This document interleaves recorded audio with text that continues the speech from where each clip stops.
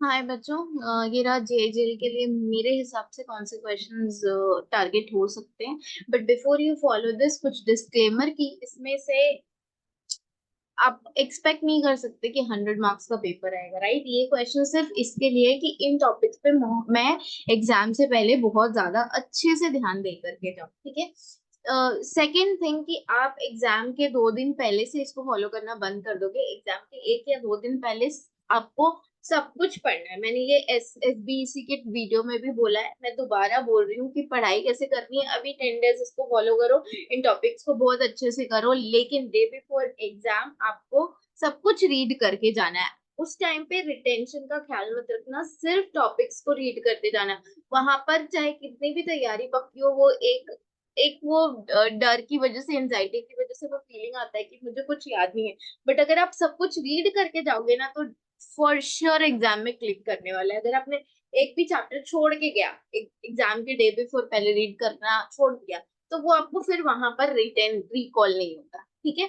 Second thing, जो मैंने bold करे हैं टॉप चैप्टर्स को, वो इसलिए नहीं करें कि ये टॉपिक बहुत इंपॉर्टेंट है, वो इसलिए बोल्ड करें कि आपको ये चैप्टर्स को पूरा करना है। मैंने भले टॉपिक दे दिया है, बट मेरे हिसाब से ऐसा था कि मुझे एक्चुअली में लग रहा था यार इसमें तो मैं एक लाइन पे भी क्वेश्चन बना के कंफ्यूज कर सकती हूँ, because I feel that these chapters would have a good weightage. क्योंकि मैंने आपको लास्ट टाइम बोला था 10 से 17 मुझे लग रहा है अच्छा वेटेज होगा, एंड वही हुआ। 10 से 17 बहुत पूछा था, कॉन्स्टिट्यूशन बहुत कम था, इवन स्टार्टिंग के चैप्टर। सो इस बार मुझे ऐसा लग रहा है कि ये टॉपिक्स जो हैं they would hold a good weightage. इस वजह से आई सेड कि इसमें अभी पढ़ते समय भी आप सब कुछ अच्छे से पढ़ के जाओ, ठीक है। फ्यू मोर थिंग्स जो मैं आपको बोलना चाहती हूँ कि एक्सपेक्टेड 8 मार्क्स का चैप्टर भी मैंने आपको नाम दे दिया है, तो आप इसमें इन चैप्टर्स में से 8 नंबर पे जो पास्ट में पूछ चुका है वैसे कंटेंट, वो क्वेश्चंस को अच्छे से कर सकते हो, वहां से कंटेंट तैयार कर सकते हो। सेकंड,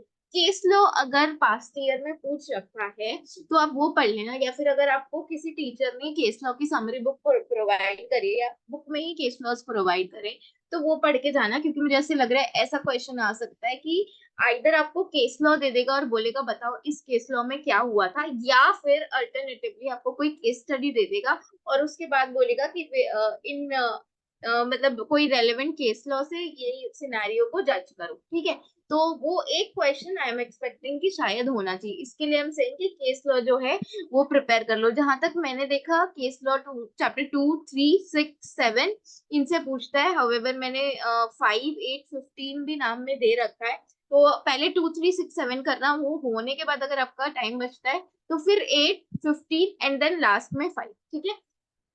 इसके अलावा एक और चीज जो यहाँ पर मेंशन नहीं है वो ये कि चैप्टर 9 और चैप्टर 11, आई थिंक ये दो चैप्टर ना मॉड्यूल से एक बार आप पढ़ लेना। क्योंकि इनमें ना, अगर आपके नोट्स में ऑलरेडी इलस्ट्रेशन दे रखे हैं तो please don't change your things. अगर मॉड्यूल से पढ़ रहे हो तो आप ये ऑब्जर्व करोगे कि 9 और 11 में ना काफी सारा इलस्ट्रेशन दे रखा है। तो आपको जो एग्जाम में केस स्टडी आती है ना, वो इलस्ट्रेशन से ही पिक करके आती है। तो अगर आपको वो इलस्ट्रेशन ध्यान में होंगे ना, तो यू कैन इजिली रिकॉल कि अच्छा ये किससे रिलेटेड केस है, राइट। सो एक बार आप वो रीड आउट कर लेना। अगर किसी टीचर की बुक फॉलो कर रहे हो, मान लो मॉड्यूल फॉलो नहीं कर रहे हो, तो प्लीज अभी मॉड्यूल पे मत जाना, ये बहुत बड़ा ब्लंडर मिस्टेक होगा, परेशान हो जाओगे। क्योंकि टीचर कंटेंट थोड़ा समराइज करके देते हैं आपको, वो जो आपको चाहिए होता है, ठीक है। एंड लास्ट थिंग कि अभी से लेकर के डे बिफोर एग्जाम तक एवरी डे जीआईजीएल की 4 क्वेश्चन प्रैक्टिस करो। Don't spend more than 30 minutes, ठीक है। 4 क्वेश्चन 30 मिनट में करो। इस हिसाब से आपके 40 क्वेश्चन बहुत अच्छे से याद करके तैयार हो जाएंगे एग्जाम से पहले, ठीक है। अगर 10 दिन अभी बचे, एवरीडे 4 क्वेश्चन भी करते हो, अगर आप 8 क्वेश्चन करते हो तो मोर देन एनफ है, ठीक है। 80 क्वेश्चन से आराम से 10-12 क्वेश्चन तो पक्के फंसने ही चाहिए, ठीक है। इसलिए ये इस हिसाब से बोल रही हूँ। अगर आप एक ग्रुप दे रहे हो तो 8 क्वेश्चन, बोथ ग्रुप दे रहे हो तो 4 क्वेश्चन यहाँ से और 4 क्वेश्चन एसएलसीएम से, ठीक है। And that's it. I hope कि इससे आपको बहुत हेल्प मिले, और आई होप आप बहुत अच्छे से पढ़ रहे हो। एंड एग्जाम में कैसे लिखे मैम, इसमें मुझे जीआईजीएल में कुछ स्पेसिफिक बताने की नीड नहीं लगती है। 1 से 6 तक जो क्वेश्चंस अच्छे से आते हैं उनमें उनसे शुरू कर दो। आपको पता है कि आपको कंटेंट कितना लिखना है, 4 मार्क्स में, 5 मार्क्स में, 8 मार्क्स में, we have always talked about it. And that's it from my side. All the very best. Last, I'll post for EPCL and company law ka. I'm not going to give guest questions, but yes, I'm trying to record some revision marathon kind of thing. So वो actually case based होगा, वो आपका provision based नहीं होगा, जिससे आपकी questions की practice हो. So I'll probably take 10 questions per chapter. My first focus is on part B.